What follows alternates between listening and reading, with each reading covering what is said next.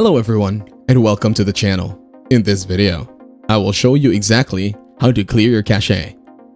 First of all, open up Google Chrome on your PC.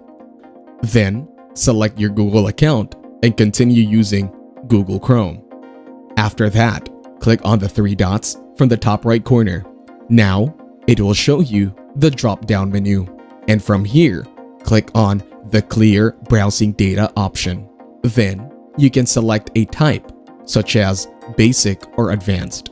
Choose the Basic option and select the time range.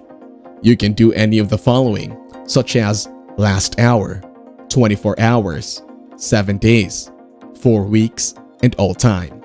After that, choose any of the following options, such as cookies and other site data, and cached images and files. Once you select your desired option, click on Clear Data. Then the cache will be cleared successfully. To check if it's successfully cleared, open up the Chrome browser. Choose your account and enter your password to access your Google browser. Thank you everyone for watching. Hope you got some value. Make sure to like the video and subscribe to our channel. Leave a comment down below. See you in the next one.